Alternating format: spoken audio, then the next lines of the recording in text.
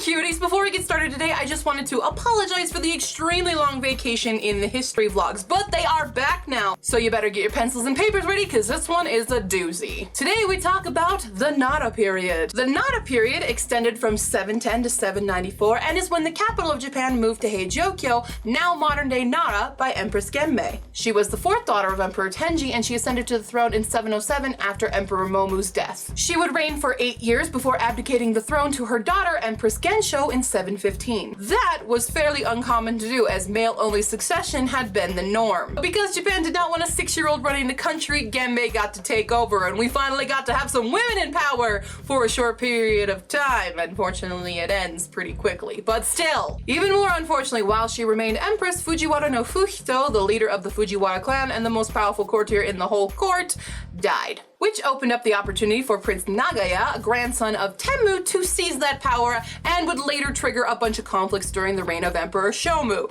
You know, that 6-year-old we talked about earlier? Yeah, Shomu would later take the throne after Gensho abdicates to him in 724 when, you know, he's not 6 years old anymore. But don't worry, the wheel of patriarchy has not been fully restored just yet. But let's backtrack to that Prince Nagaya guy, okay? Interesting factoid about that guy. He's apparently part of a curse. It's gonna get a little Game of Thronesy right now. So Fuhito, the guy that died before, had 4 sons, Muchimaru, Fusasaki, Maro, and Umakai, and they charged Nagaya with a false crime that resulted in him having to commit suicide and caused the death of his wife and children. It's believed that his spirit bore a grudge against them, and like, if I was in that position, yeah, I'd probably curse them too. Well, those 4 sons each caught smallpox one after the other and died out by 737. Or, you know, it was the 8th century and people with poor bathing rituals, and you know, they were brothers, so they probably hung out, shook hands, and gave each other smallpox, but you know, curse is cooler. Let's go with curse. The Nara period saw a lot of intellectual growth, especially in language. Chinese language and literature were being studied extensively, and this was around the time that Japanese started to get kanji and implement them into their writing system. Of course, with this spread of the written language, that means we get poetry, the first style being called waka. The first collection of this poetry was known as the Manyo Sho, collected around 759. Also published around this time was the Kaifuso, which was an anthology of poetry written by emperors and princes. Before hiragana and katakana came into use in the Japanese language, the Chinese characters were used to explain the sounds in the poetry, and these were known as manyogana. While the system of law was being developed earlier, the adoption of the imperial rule with the Tenno, or heavenly emperor, became the central government rule in Japan. The system was compiled of a council of state known as the Dajokan and several other ministries, such as the Ministry of Rights,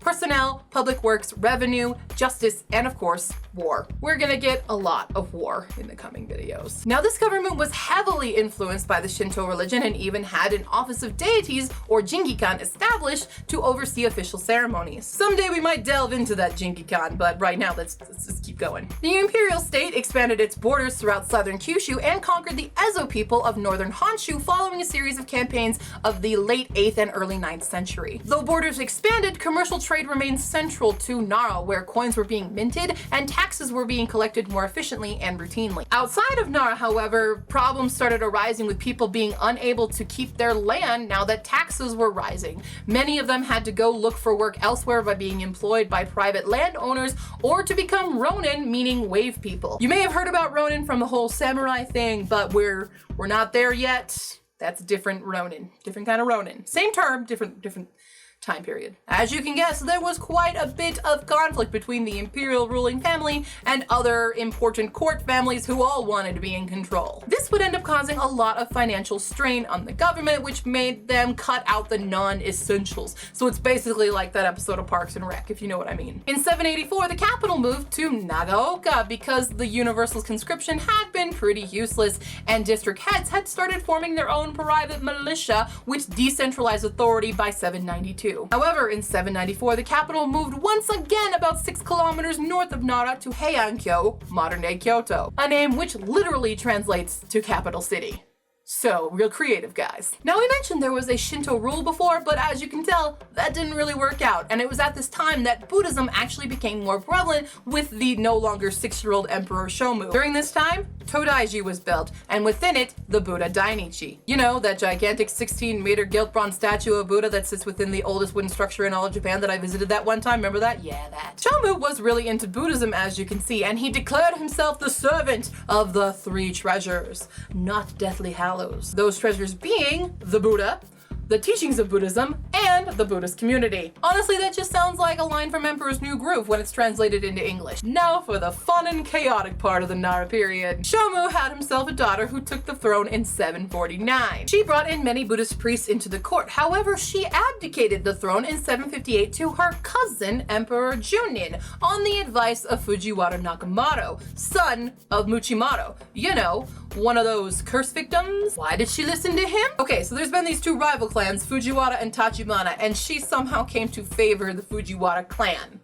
Big mistake. But I see why she went with Fujiwara, because Fujiwara Nakamoto came to her with plans from Tachibana Naramoto, who was going to overthrow and take over everything, basically. Nakamoto's information proved incredibly useful, especially since they were able to capture all of the conspirators and execute them, except for his own traitor brother, who was exiled. From this, Nakamoto was promoted to a plethora of military leadership roles, including overseeing all military affairs. Nakamoto wanted even more power, though, so he had his daughter marry Emperor Junin. This allowed Nakamoto to rule behind the scenes and probably fold his hands like this and laugh evilly. However, it's time for some awesome women power. Even though the former empress had abdicated her role, she took a bit more interest in politics. And at the same time, she took a liking to a certain Buddhist monk called Dokyo. So that whole relationship started making Nakamoto very, very nervous, especially when Dokyo took over the role of a high-ranking priest that Nakamoto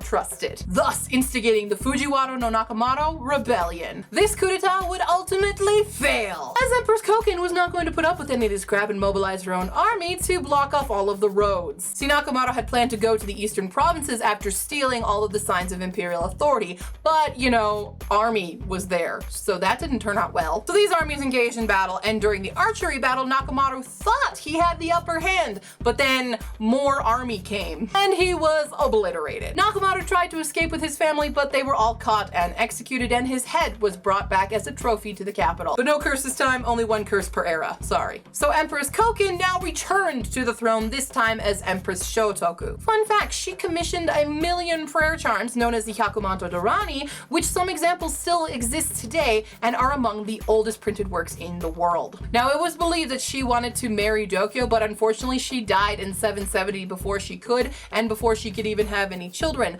which means that ended the reign of Emperor Tenmu's heirs, which also led to the exclusion of women ever taking imperial succession. So we're back on the wheel of patriarchy, folks. I know. I'm disappointed too. So remember the Fujiwara clan? Yeah, they came back with a vengeance, and the rest of the Nara period was ruled by Emperor Konin and Emperor Kanmu. Konin married a daughter of Emperor Shomu, Princess Ikami. During his reign, he attempted to reconstruct the state finances and administrative organizations left by Koken's reign, but in 781, he abdicated the throne to his son, Emperor Kanmu, and then died a few months later. And Emperor Kanmu we will talk about next time, as he brings us into the Heian period. Woo, that was a lot of information. So I hope you all enjoyed this video and found it very informative about the craziness of the Nara period. More history vlogs to come. I'm sorry they took so long to come back, but they're coming now, okay? If you have more questions or comments, please leave them down below or on Facebook, Tumblr, and Twitter, and I will see you next time, cuties. Bye!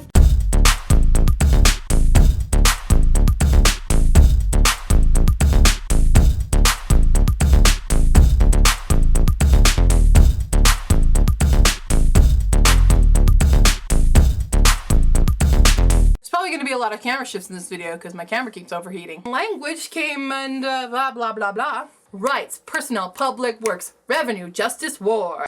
Wait, what? What did I write? While the system of law was being developed slightly earlier, the adoption of imperial rule, known as the Tenno or Heavenly Emperor, became the central government rule in Japan. Rights, personnel, public works, revenue, justice, war. The system is down. The system, now I just think of the system is down. Doodle-doo, doodle-doo. Okay.